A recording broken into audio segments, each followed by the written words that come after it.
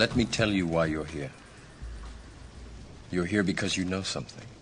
What you know you can't explain, but you feel it. You felt it your entire life, that there's something wrong with the world. You don't know what it is, but it's there, like a splinter in your mind, driving you mad. Well said, Morpheus. My thoughts exactly. Man, I've been an American for over 45 years. I've been going to church for 20 years, and let me tell you, something's not right.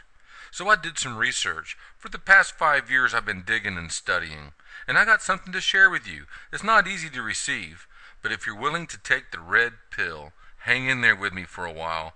It's going to be a wild ride. This is your last chance. After this, there is no turning back. You take the blue pill. The story ends. You wake up in your bed and believe whatever you want to believe. You take the red pill. You stay in Wonderland. And I show you how deep the rabbit hole goes. Don't do it, Neo. Don't take the red pill, because you'll be awake and you won't be able to live in ignorant bliss any longer.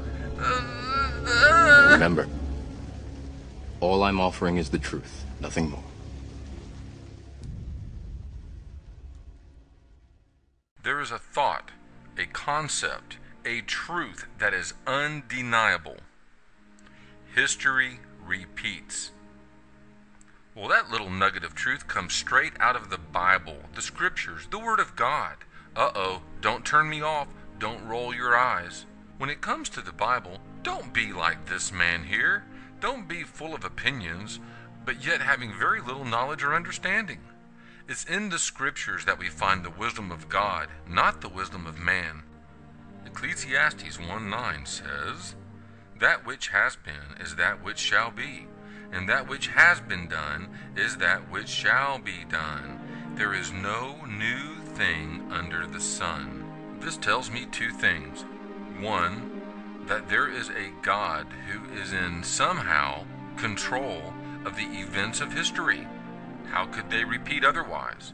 And two, if we want to learn what's going to happen, we have to study what has happened.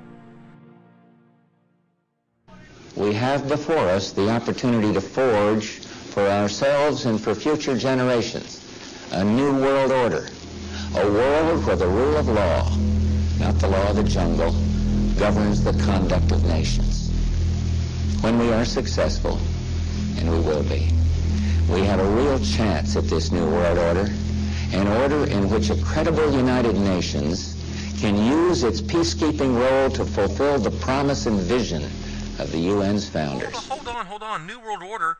The United Nations? The founders of the United Nations? Coming out of the mouth of an American president? Something's not right. Don't get me wrong, I'm no liberal. I supported Ronald Reagan. I supported George Bush. Didn't dig Bill Clinton, but I supported the next George Bush, even through the 9/11 attack. But this New World Order vision that he kept talking about really got me thinking. Listen closely to these clips and let the American presidents explain what the New World Order is in their own words. It's not a new idea. President Bush talked about it back in 1991. It is a big idea, a new world order, where diverse nations are drawn together in common cause. Out of these troubled times, our fifth objective, the new world order, can emerge. President George Bush has talked time and time again about the new world order, and this is the best chance to begin to establish the new world order. After 1989, President Bush said, and it's a phrase that I often use myself, that we needed a new world order, and instead it looks like we got a lot of disorder. And we still, and after 9/11, we've been more sensitive to the disorder. There is a chance for the President of the United States to use this disaster to carry out what his father, a phrase his father used, I think, only once, and hasn't been used since, and that is a new world order.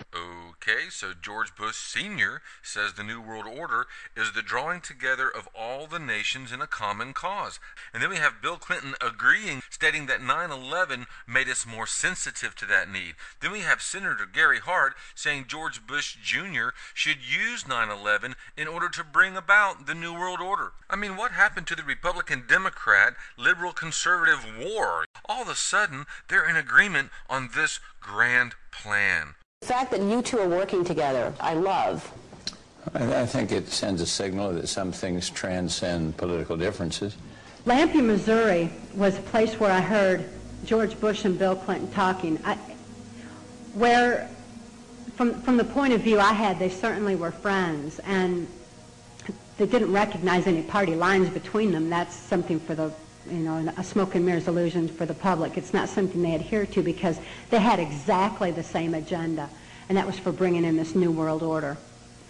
There's a constant debate, whether it be controlled or created or not, between the right and the left, and the Republicrats and the Demopublicans, and the conservatives and the liberals and people. Well, is this serving a greater purpose? Is this preparing some people to accept and even have a desire to allow the United Nations to come in and lead the way?